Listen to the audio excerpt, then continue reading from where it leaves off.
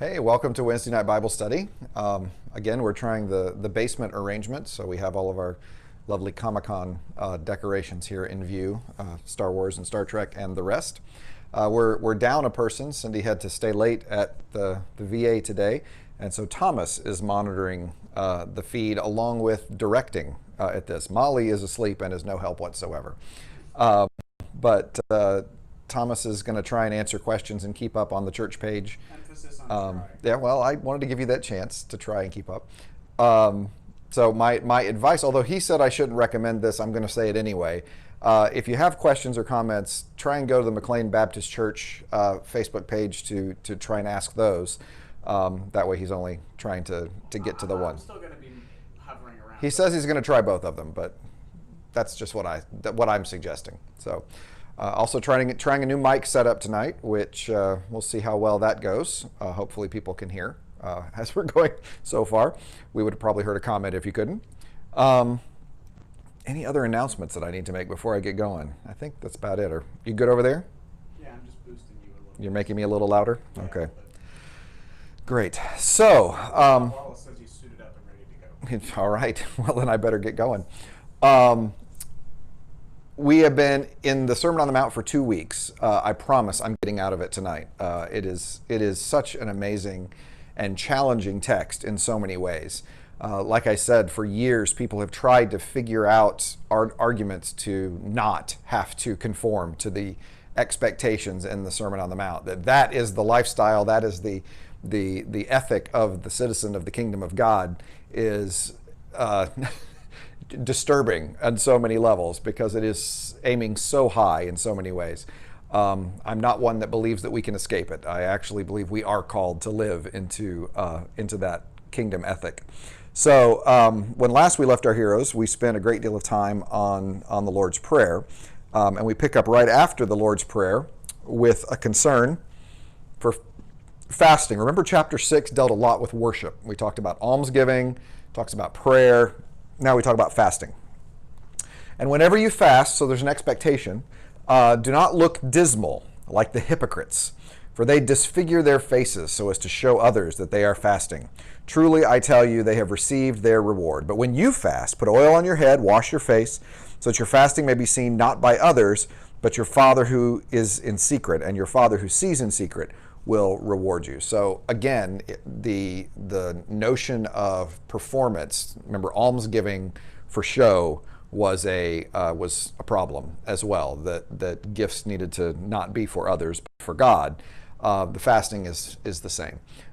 Fasting is not a practice that we do a lot in evangelical churches, as many evangelical churches have picked up some higher church practices. Like Lent, you see fasting. Lent is, of course, a period of fasting. Fasting is incredibly useful in revealing priorities, I think. I mean, the notion of a fast, to do without, is something that can easily demonstrate what idols you have formed and to reemphasize the trusting in God to provide, which, of course, we're about to get into in earnest here in a second. So again, outward piety, not as important as the motivations that are going on inside, which is exactly how we talked about Torah in the previous chapter, and almsgiving and prayer earlier as well. So we're not praying to show off, we're not giving to show off, we're not fasting to show off. These things have important purposes, but they need to be done this way. 624, no one could, so we're about to set up something. This really does feel non sequitur, but I think it's setting up what's about to happen. No one can serve two masters, for a slave will either hate the one and love the other, or be devoted to the one and despise the other. You cannot serve God and wealth. Not sure if this is based in reality or not. I've seen some sources that say this is just an illustration of how absurd it would be for two masters to have one slave, though there are some sources that seem to indicate this could happen in families. In other words, brothers could share a slave, and that might be where this is coming from. But probably, I think it's probably just as easily understood as just an illustration. And this desire to join the concerns of wealth to the concerns of God, this is not in any way new. This goes back to the Old Testament. The gods of fertility, gods of blessing, prosperity, were always conflated with the divine, and now that syncretism something we're always fighting. Bob Wallace asks, is fasting only not eating? Fasting is not only not eating. Fasting is not eating in this context. But fasting is I broadly define fasting, and the word can be used of other things besides food, right? To do without, to focus, to reveal idols, to make sure you're not dependent, if you will, is good.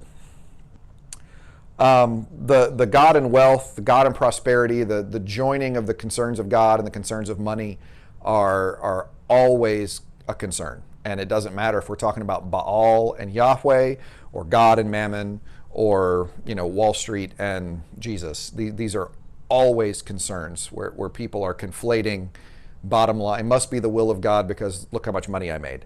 As the prophets of the Old Testament point out, you made a lot of money because you cheated folks. So you can't join those two.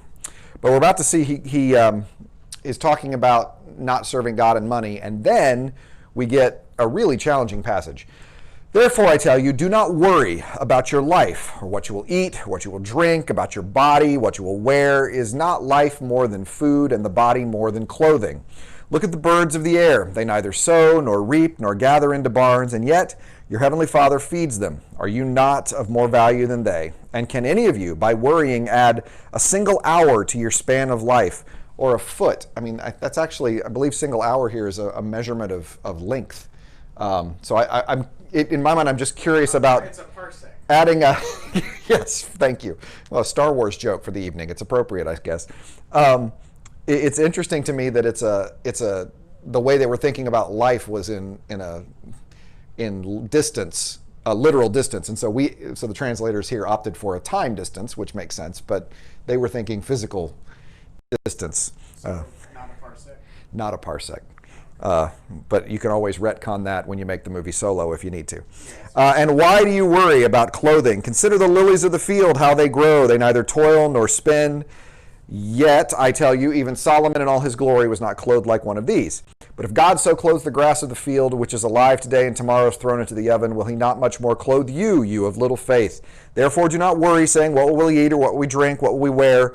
For it is the Gentiles who strive for all these things, and indeed your heavenly Father knows that you need all these things.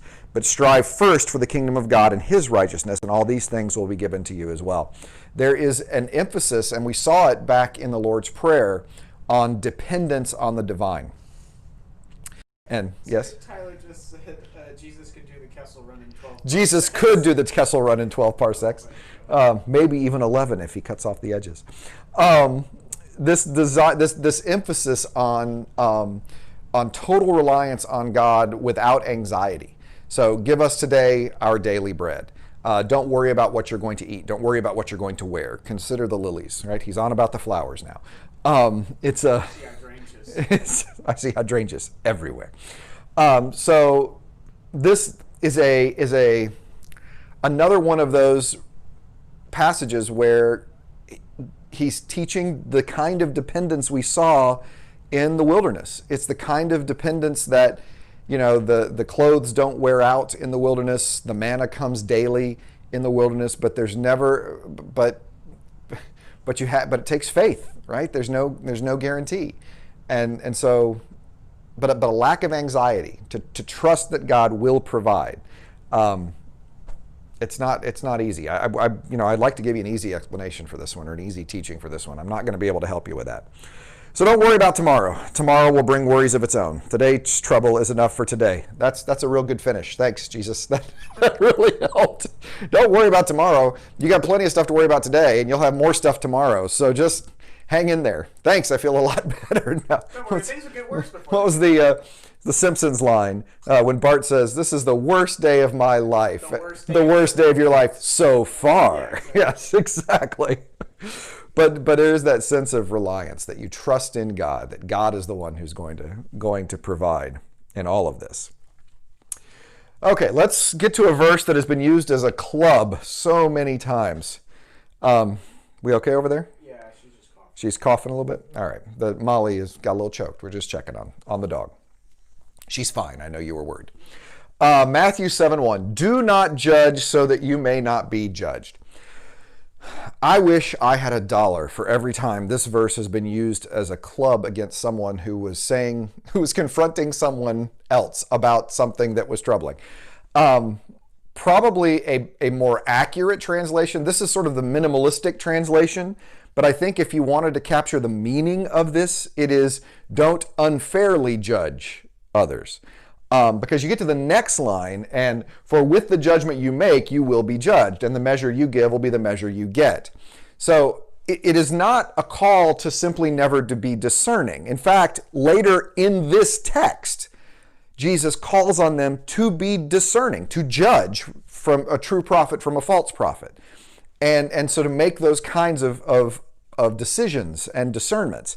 And so it's not, I don't know how many times, you really probably need to be thinking about whether or not this behavior is godly. Hey, well, the Bible says don't judge. Well, no, it's not exactly what it's saying. You really, when two brothers or sisters confront someone who's in difficulty, this is not a get out of jail free card, right? This is not, you don't get to play this verse and let you do whatever you want. It's a warning to people for bringing unfair judgment. It's warning against hypocrisy. That's what it's warning against, that you're not allowed to bring that against others. That's when we get to verse 3. Why do you see the speck in your neighbor's eye, but do not notice the log in your own eye? Or how can you say to your neighbor, let me take the speck out of your eye while the log is in your own eye? You hypocrite. First take the log out of your own eye, then you will see clearly and take the speck out of your neighbor's eye. So it's a warning against hypocrisy at the end of the day. Like when you've got an issue, don't point out the other issue that the person. Exactly. Right. Especially when your issue's bigger, right? I mean, I believe the psychological term for that is projection, right? I've got an issue and I accuse all the other people of having that same issue. So this one's a particular trigger for me because, I very often will express something a truth I find in Scripture and apply that broadly. And I've had many people send me Facebook messages, I thought Christians weren't supposed to judge. And it's always another Christian, by the way, who's saying this to me. Missing the irony completely that they are judging me on that, but we'll set that aside for a second. And so we then have to do a little brief exegesis of this paragraph, which they're not paying attention to, but still. I give it a shot, right? I'm a teacher at heart. That's what I do. I saw today someone said, I'm not a because I said so kind of parent. I'm the sit down and give you the explanation with charts and graphs till you're sorry you didn't do what I said kind of parent. That's I guess the kind of Facebook confrontation I am. I'm not the mute you and block you kind of Facebook friend. I'm the you're about to get a 1,000-word essay for why you're wrong kind of Facebook friend. So anyway. All right, so let us move on. I thought someone had texted me, but they have not. Matthew 7:6, hold on to this. We're going to get a little further into this tonight. This is just a sort of taste of what's to come. But do not give what is holy to dogs. Do not throw your pearls before swine, or they will trample them underfoot and turn and maul you. So, I guess... I didn't know swine could be that so, well, pigs are omnivores. They will eat anything. They much like humans. But yeah, the dogs here and swine, obviously these are both negative images, swine being an unclean animal in Jewish tradition. And dogs are not a positive image in the biblical text. Dogs are very positive in Zoroastrianism. So if you're looking for a religion that promotes dogs, but in Judaism, throughout the Old Testament, dogs, not a good thing. Wild dogs, very negative. And so Matthew is tricky because there are times when Matthew seems anti-Jewish or can be used to be anti-Jewish in its text. And then there are times when Matthew seems to be anti-Gentile in its text. And exactly who the dogs and the swine are here, we don't know yet. So stay tuned on that, and we're going to come back to this notion of exactly who is Matthew talking about. I still don't know that we know here who Matthew's talking about, but we're about to see shortly that there are others that Matthew is talking about. So are we doing okay? Yeah, I was just making sure we're good. Okay, we're good. Thomas makes me nervous sometimes. Then we get another verse that's been used not as a club, but as a blank check. Very popular among the prosperity gospel. Ask and it will be given to you. Seek and you will search and you will find. Knock and the door will be open for you. For everyone who asks receives. Everyone who searches finds. Everyone who knocks, the door will be opened. Is there anyone among you who, if your child asks for bread, will give a stone? Or if your child asks for a fish, will give a snake? If you then, who are evil, know how to give good gifts to your children, how much more will your Father in heaven give good things to those who ask him? These verses, of course, inspiring a couple of hymns that we can sing from time to time. Again, not a blank check, not a, you get to ask God and, I just ask, I name it and I claim it. That's just what I do. I ask God for it and God sends it. It is again, a reliance upon God and a trusting that God is going to give good gifts. You're not asking, if your child asks for wealth, that the parent doesn't give that. But if your child asks for bread, you're going to give your child bread. And if your child asks for fish, you're not giving your child a snake. And you people are idiots. So if you people who are idiots know how to do this thing right, don't you think that God, your Father in heaven, knows how to treat you right? So it is that trusting, again, trusting in the good gifts, the good things that come from God. Tyler has a question. Sure. Isn't one theory that pearls, or what is holy, is the Eucharist in early churches, and swine is the unbaptized? Yes, there are those who are. You have to acknowledge that all of the Gospels are written when the church is established, and all of these practices are taking place, and I would say probably more so in Matthew than the other Gospels, explicitly, maybe implicitly more in John, but explicitly in Matthew. You see instruction that is coming directed at the church. In other words, I think Mark and Luke, though, and ostensibly John, though they are written after Jesus, do reflect very well that first 30 years of Jesus' life and ministry. Matthew does that as well, but every now and then that concern for the church peeks through. And so if your brother has something against you, leave your gift at the altar and go. And I mean, that seems to be a reference to that church period. Or don't be afraid when the synagogues abuse you. And yes, it is very possible that pearls before swine is a reference to church practice and trying to maintain that holiness. I would say maybe on that, Tyler, but there are two parables that are unique to Matthew that make me question that interpretation, and we may yet get to those tonight. So hold on to that interpretation. Beth Ward said, please repeat the questions. Dang it. Tyler's question. We're playing Jeopardy now, so I've given you the answer. Here's the question. Isn't one theory that the pearls are the Eucharist and the swine are the unbaptized, and that they shouldn't participate in it? So if you go back in time. If you go back and watch my answer, that's the answer to that. So yeah, sorry about that. I think we had hopes the new mic would pick up Thomas a little better, but obviously it didn't. I mean, the only way that we would do that'd be a complicated system. Yeah, don't worry about it. I'm not one that leans that way, but that is a possible interpretation. Absolutely. So don't think that everything you ask for from God you're going to get, but trust that God will provide you good things to make it through. That's the best way I know how to say it. In everything, do to others as you would have them do to you, for this is the law and the prophets. So we have the golden rule right here in the Sermon on the Mount. This one is expressed positively. There are numerous negative formulas of this idea that existed contemporary with Jesus. In other words, Rabbi Shammai, it's either Rabbi Shammai or Rabbi Hillel. Now I can't remember which rabbi it is. I think it was Shammai, who said that all of the law, no, it was Hillel, who said all of the law is summed up in do not do to someone else what is hurtful to you. So, in other words, it's said more negative. It's phrased negatively with the same sentiment. So there were numerous negative formulations of the same saying. This was a positive one, so it's a little different. But do unto others as you would have them do unto you is, all of the law and the prophets. That is, one would assume an expression of Leviticus 19:18, love your neighbor as yourself. It's just Jesus begins to expand that definition of neighbor. So we're good? I think so.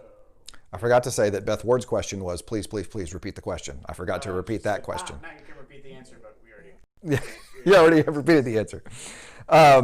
Matthew 7:13, enter through the narrow gate, for the gate is wide and the road is easy that leads to destruction, and there are many who take it, for the gate is narrow and the road is hard that leads to life, and there are few who find it. This is going to have an eschatological expectation, whether we realize it or not.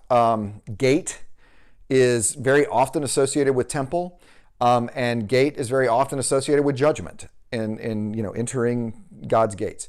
And so the point is that the narrow gate is the one who is practicing these things that came before in this sermon, right? The having love for one another and not having anger against a brother and being peacemakers and all of those qualities of, having all of those qualities of faithful Christian citizenship and ethic, that is the one who stands with confidence in the judgment. And there's a whole bunch of folks that don't get it. That's basically the point. There's a lot of folks that don't know what's going on. So there are a lot of folks that don't know what's going on. Another chance to judge. Beware of false prophets who come to you in sheep's clothing, but inwardly are ravenous wolves. So who are these false prophets? No idea. I have no idea who the false prophets are. Gnostics, they're early church heresy, like the Gnostics, maybe. But it does seem to be individuals who were in early communities and were in communities. Bob Wallace asks, isn't the narrow road at odds with, quote, my burden is light? Isn't the narrow road at odds with my burden is light? Yes, and both of those things happen in Matthew. But I think that the narrow road is this not a popular path. And then the my burden is light is the kinds that my burden is light comes right before Jesus is judged for violating a minutia of the oral Torah, harvesting on the Sabbath. And so I think it is, my burden is light is my way is simple, but unpopular. How about that for the gate being narrow? So that's probably the best way I could think to say it. Christianity, simple but unpopular. That's, what was it, and I can't remember who said that now, that the problem with Christianity is not that it's been tried and found too difficult, it's been found difficult and left untried. But you will know these false prophets by their fruits. Are grapes gathered from thorns? I'm assuming no. I'm not a grape farmer, so I don't have a vineyard there. The figs from thistles? Again, assuming no. In the same way, every good tree bears good fruit, but the bad tree bears bad fruit. A good tree cannot bear bad fruit, nor can a bad tree bear good fruit. Everybody getting this? Okay. Every tree that does not bear good fruit is cut down and thrown into the fire. Thus you will know them by their fruits. Sounds as though we're being asked to make a judgment call here. Good fruits and stuff. So just 14 verses after. So again, I think we probably are doing a disservice in that translation and probably would better translate it. Don't inappropriately judge, don't wrongly judge, don't unfairly judge, don't judge, I think is giving people it's just leading that verse to be misused, I think is what it does. So I think that, this makes sense, right? Fresh water doesn't come from a bitter stream. So did I go backwards? I did backwards. Yep, I did it backwards. There we go. I love this remote, but it is arranged backwards from the way I think it should be. It always has been. So that the far one here goes backwards, and Why does that one go backwards? I know it's been this way forever. It's got great range, I love it because it has great range. I mean, I was halfway down the hallway at my previous institution and able to click the slide. I mean, I was at least 150 feet away from it, and it was working great. But it's reversed, and it bothers me a great deal as well. I don't even use it, and it bothers me. I bought a different one, and it's still a problem. So I try to keep my finger there to remember that that's forward, but every now and then. So welcome. We'll pull the curtain back, and you. It's a difficult time, but I'll get through it. I promise. I will. I'm an inspiration. Am I a hero? That's for other people to decide. Matthew 7:21. Not everyone who says to me, Lord, Lord, will enter the kingdom of heaven. Spoiler alert, we know this because in Matthew 25, there's a whole bunch of nations that say, Lord, Lord, that do not enter the kingdom of heaven. So stay tuned for that. This is foreshadowing. But only the one who does the will of my Father in heaven. On that day, many will say to me, Lord, Lord, did we not prophesy in your name, cast out demons in your name, do many deeds of power in your name? Then I will declare to them, never knew you. Go away from me, you evildoers. So I think we're getting a slight beat on the false prophets here. They seem to be individuals. They do seem to be in the midst. They do seem to be claiming the name of Christ and calling Christ, and they even seem to be doing stuff for Christ, but do not seem to know Christ. I do think it's interesting that after we know people by their fruits, we find out these people are doing deeds of power and casting out demons, which you would think would be fruits, but it seems that fruits are better the qualities of citizenship in the Sermon on the Mount, apparently. So that's always been interesting to me. Beth Ward wanted to know why you would want to change a slide from out in the hall. Beth Ward wanted to know why I wanted to change a slide from out in the hall, because I was switching up clickers. And I had a classroom of 50 students, and it was a huge classroom. It was, laid out short but long because it used to be 2 classrooms, and we were combining classes because times were tough in college, and we were doing bigger class sizes to save money. And the previous clicker I had only worked about 12 feet, and so if I got just on the other side of my lectern, it wouldn't work. And so I looked on Amazon and tried to find one that would work. And I said, hey guys, I got a new clicker. Let's see how far it works. And of course, students were like, yeah. And so I started moving, and they said, go back to the back of the class, Dr. Wallace. I went to the back of the class. They said, go back to the back corner, Dr. Wallace. I said, okay. They said, go out the hallway. I said, I see where this is going now. Go down the hallway, Dr. Wallace. I said, well, let's see how far it works. So I left the class. That's why. Just, it's pedagogy, Beth. That's what it's about. It's about making a connection with the students and then leaving. I learned that from Mike McKeever. Matthew 7:21. Everyone then who hears these words of mine, acts on them, will be like the wise man who's built his house on the rock. So hearing Christ's words of doing unto others, praying for your enemies, praying for those who persecute you, going the extra mile, praying for daily bread, asking God to forgive to the degree that we have forgiven others, putting these things in actions, giving alms without thought of repayment, trusting in God to provide. Anyone who does that, that's the wise man. I do think it's interesting that it's not casting out demons and doing deeds of power. That I just find that interesting, because these people who called on Christ, who look at these amazing things they didn't get it because their lives were not defined by this kind of ethicism. They didn't understand Christ. The rain fell, the floods came, the winds blew, beat on that house, but it did not fall because it had been founded on the rock. Everyone who hears these words of mine and does not act on them will be like the foolish man who built his house on the sand. The rain fell, floods came, the winds blew and beat against that house, and it fell, and great was its fall. And then, when Jesus had finished all these things, saying all these things, the crowds were astounded at his teaching, for he taught them as one having authority and not as their scribes. So that is our rhetorical indicator that the speech is now ended, that this discourse is over. It's been going now. That's the longest first discourse, started in the beginning of chapter 5. When Jesus finished saying these things, you might recall when we talked about introducing Matthew, that was the indicator that we're done now. He finished saying these things. I do think their scribes is interesting, that when Jesus, he taught with authority, not like their scribes. So it's Their scribes that speak it's with authority. well, no, it's the person writing this. It's they're them. They're the scribe. The person who is writing this gospel is us, Oh, I see. and the people who were listening were them. Their scribes didn't have authority, unlike our scribe, Jesus, who does. That's the implication there, which I just think it's a glimpse into the mind, which is funny because it's a thoroughly Jewish gospel, and this author seems to be a thoroughly Jewish individual, but it's a them with these people. So, as I said, at times, somewhat anti-Semitic, or can be used that way. We have to remember this is a family dispute. The Jewish author and Jewish audience. So, okay, how are we doing? We're doing okay. We're doing okay. We're going to have to wait a few seconds, but yeah, we're Yeah. doing okay. All right, so let's jump ahead a little bit. Skip ahead. Matthew 8:23. When Jesus, got into the boat, his disciples followed him. A windstorm arose on the sea, or the Galilee lake, so great that the boat was being swamped by the waves, but he was asleep.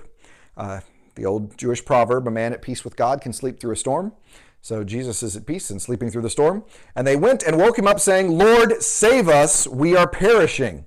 So calling in Jesus' name there, save us. And he said to them, why are you afraid, you of little faith? Then he got up and rebuked the wind and the sea, and there was dead calm, and they were amazed, saying, what sort of man is this that even the winds and the sea obey him? Mm-hmm. Bob Wallace wants to know, do you consider this a collection of teachings, not a single teaching?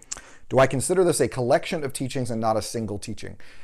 I think what Bob is asking me is, do I think that this was a speech that was given all at one time, contained 5 through 7?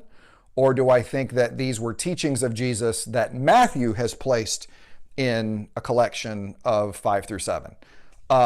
I don't know the answer to that, though I think it is likely that we are seeing an arrangement of the speeches of Jesus into a collection and discourse. That would not be outside of the realm of ancient historiography and the way in which they would tell stories. And in the same way, Matthew does the Sermon on the Mount, Luke does the Sermon on the Plain. It's a little bit shorter, has many of these elements in it, but they're expressed differently because of Luke's different audience. So I think it is probable that both of these authors, Matthew and Luke, are taking the same material and expressing it in different ways that will be heard by their audience the way they're intending for it to be. So, possibly, yeah. I mean, at the end of the day, my answer is always, I don't know. That fundamentally, I don't know. I believe it's possible, but I don't know. The more I've studied, the more I've discovered that I don't know. And the more happy I am with that, actually. I seem to be pretty content with what I know. Yeah, that's right. It's what I always said to my students, right? I know 2 things about this. I have absolutely no idea, and nobody else does either. And I find some comfort in that. So that's a good place to be. Couple things I wanted to show about this. First of all, this the first calming of the sea here is fascinating, because remember the difference in Mark. Remember, Mark said, when Jesus woke up in the boat in Mark, he said to the disciples, have you no faith? And in Matthew, he wakes up in the boat and says, have you of little faith? We'll see when Luke wakes up in the boat, when he tells the story, Jesus says, where is your faith? So like they misplaced it as opposed to not having it anymore. But I do think it's interesting that they use Jesus' name, save us, Jesus.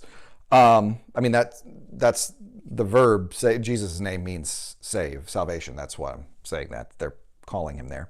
They do call him Lord, but at the end of this miracle, they have no idea the winds and the sea obey him. This is significant for what comes later in Matthew, but it's something else that I think is important in our gospel writers. One of the foundational belief of Christianity is incarnation. The Word became flesh and dwelt among us. That's the Gospel of John. That God became human. And human, Jesus, the fullness of God rested in Jesus. And Jesus was fully God and fully human at the same time. 100% plus 100% equals 100%. He's not demigod, he's not 50-50. Incarnation, fully God. But critics of Christianity will always point out that Jesus never made this claim. That Jesus would never say, there's never this moment where Jesus says, you guys know that I'm God, right? You get that. There's never that explicit verse in the biblical text. There's close, right? There's the I am sayings in John. The book of Revelation is extremely Trinitarian, probably the most Trinitarian book in the New Testament, where Jesus is clearly divine.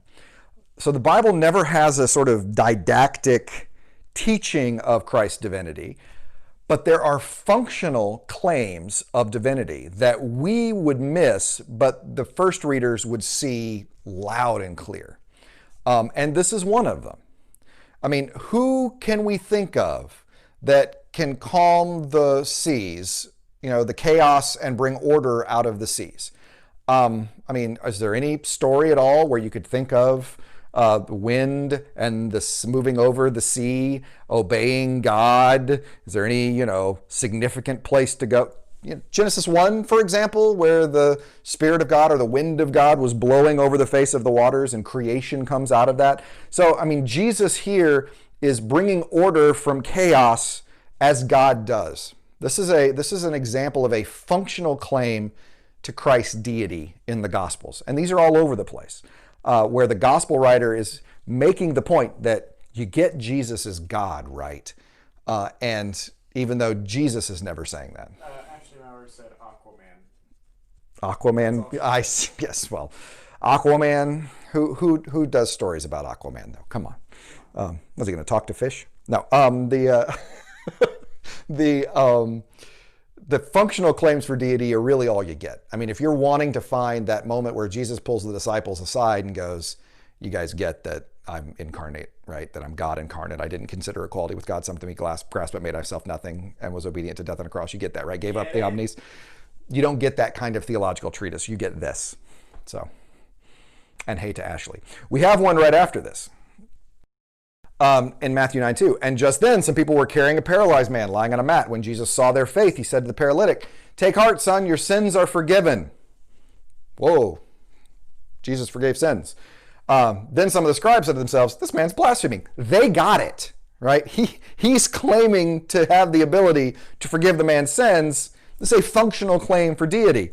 But Jesus, perceiving their thoughts, says, "Why do you think evil in your hearts? Which is easier, your sins are forgiven, or to say, stand up and walk? But so you may know that the Son of Man has authority on earth to forgive sins." He then said to the paralytic, "Stand up, take your bed, go to your home." And he stood up and went to his home. And the crowd saw it, they were filled with awe, and they glorified God who had given such authority to human beings. So he's forgiven, they glorified God. They get this functional claim for deity for Jesus here in Matthew. So, how are we doing? We're doing okay. Okay. But Ashley's been here since the beginning. I just didn't. Cool. By the way, Tyler says nice Paul reference Yes. with a weird smiley face. Yes. Let me do this passage real quick. This is probably where we're going to end up going tonight. Boy, I thought we'd get further. I always think we'll get further. This is probably Matthew's most problematic passage. And I say that knowing that the Syrophoenician woman is coming. Actually, in Matthew, she's a Canaanite woman. But this mission work of Jesus is an awkward verse for a lot of people. And it's a confusing verse if you take the time to stop and think about it. Because Matthew 10:5 says, "These 12 Jesus sent out with the following instructions. Go nowhere among the Gentiles and enter no town of the Samaritans, but go rather to the lost sheep of the house of Israel." Well, that's weird. I mean, in John 4, Jesus must go through Samaria. We have seen in other places that Gentile, the centurion, who's clearly a Gentile, is accepted. There are times when Gentiles are played down, like in the praying passage in the Sermon on the Mount we talked about last week. But do not go to the Gentiles, do not go to the Samaritans. This, particularistic Jesus, who is focusing only on Israel, of course, leads to some difficult interpretations. What is going on here? Particularly when you think about when this book is written. This text is written at a time when there are Gentile Christians. There are lots of Gentile Christians. The church is in the midst of transitioning to primarily Gentile Christians. And so, what is the point of this verse, how is that received in a church that is made up of Gentiles and Samaritans when he says this? What does that mean? And I think that helps us interpret it, because I don't think this is racist Jesus. All right, I don't think this is nationalistic Jesus who is saying we don't want those people in our church. I think that Matthew is setting up that the Jewish individuals had the first responsibility with Christ.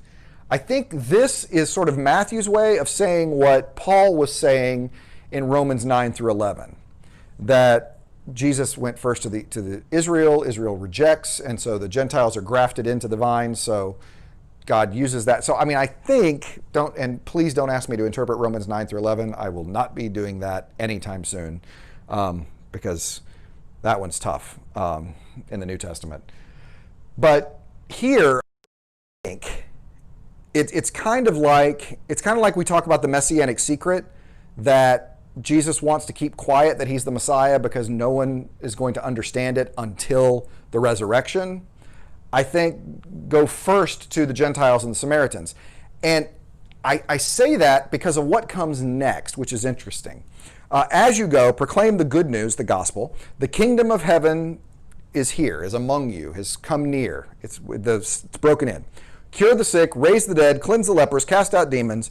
You receive without payment, give without payment. Take no gold or silver or copper in your belts, no bag for your journey, or 2 tunics or sandals or staff, for laborers deserve their food. So he says, you can expect that the people you are going to will have a sense of hospitality in receiving you. That's what this means, okay? This means that the people you are going to should feel an obligation to take care of you. Hospitality it's one of those, probably one of the most important qualities of the Bible that we simply culturally do not understand. My grandmother understood it, that you take in someone when they need to be taken in. Come in and eat and stay over and what do you like to eat? What's your favorite food, and I'll learn how to make it. I mean, that was my grandmother's attitude toward these things. But there was, there's no Motel 6. There's no, you run out of inns pretty quick. And so there was an expectation that people take care of each other. And you go to a town and you have kinship in that town. There are other Jewish individuals in that town. You should be able to expect them to take you in and feed you and take care of you. You have a reasonable expectation of hospitality, that other people will take care of you. So that's one of the reasons I think we're going to the lost sheep of Israel, because they will understand that they have a responsibility to take care of you. And look what comes up next. Bob, wait, yeah, go ahead. Bob Wallace's question, simplistic question.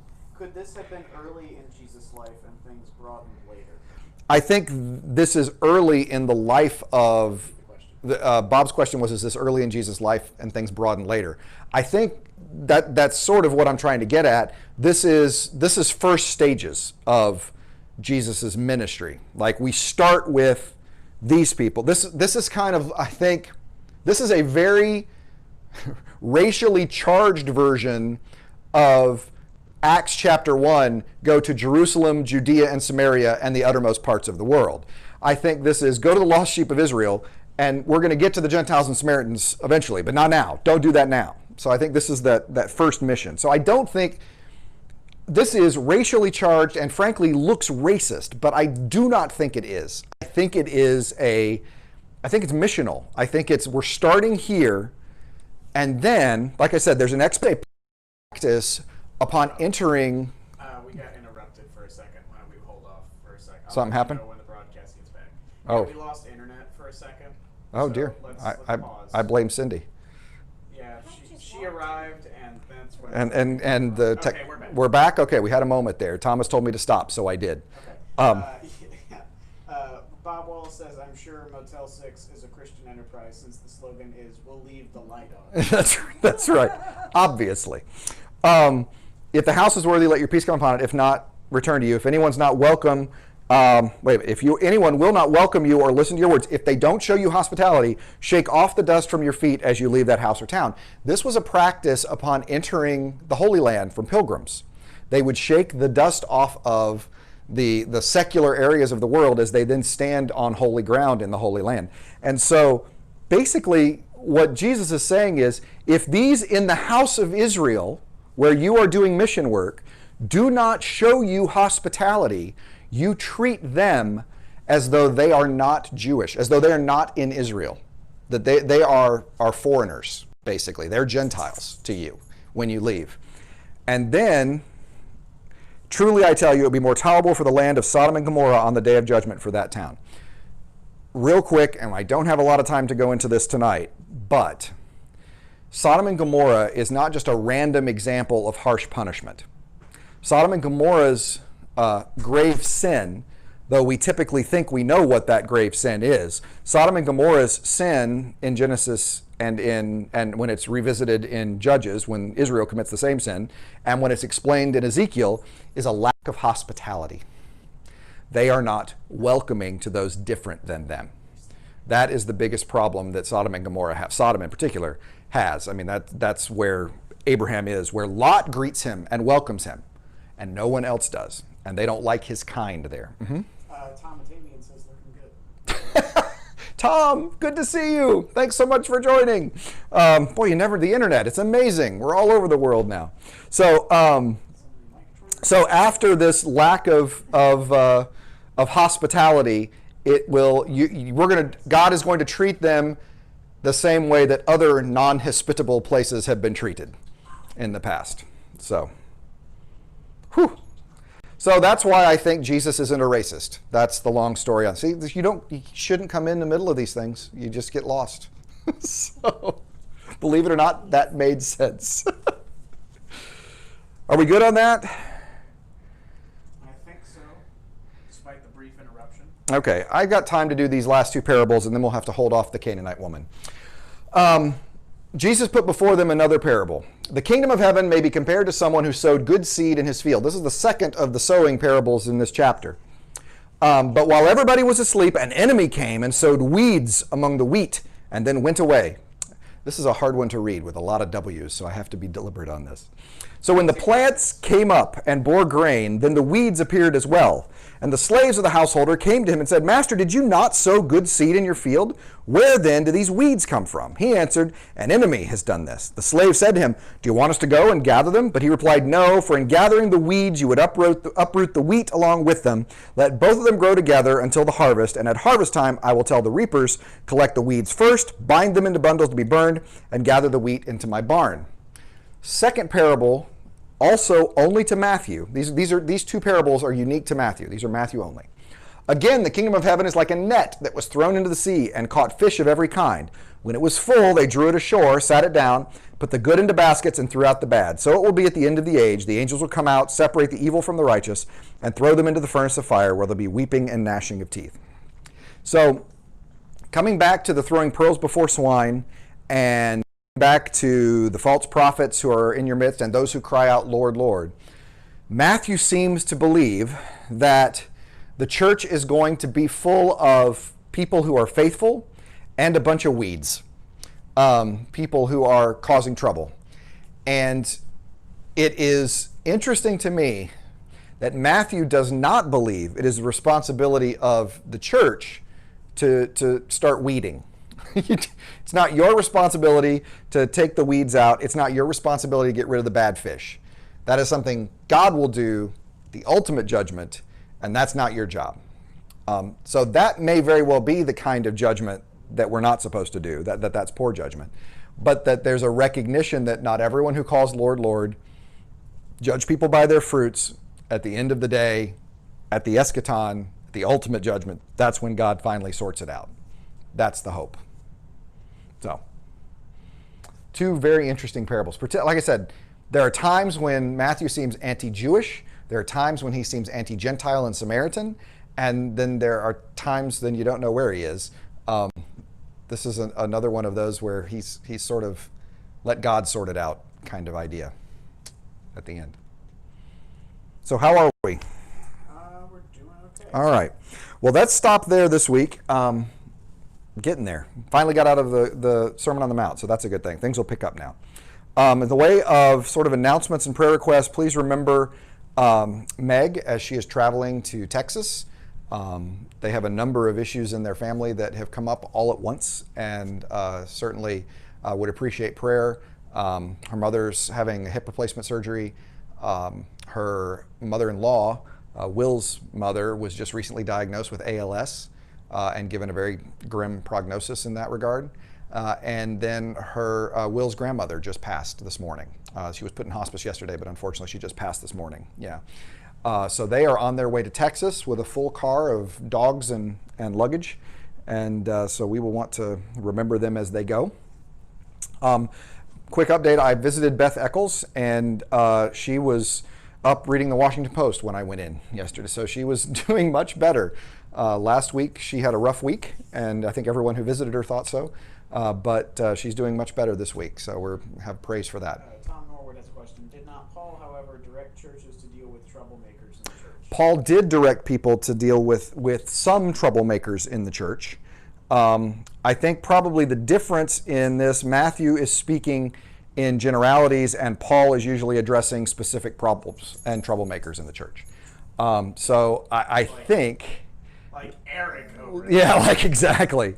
There is a specific concern for Paul. I think that, and like I said, I think you can make the case, Tom, that in Matthew makes the case that you need to deal with these things and watch false prophets and do this. But like so many times, the real wisdom comes in knowing when you apply which part of the wisdom literature. So it's tricky. So. Well, thank you so much for joining us on this Wednesday night, and hope that you have a good. Thanks all for visiting, Ashley and Tom.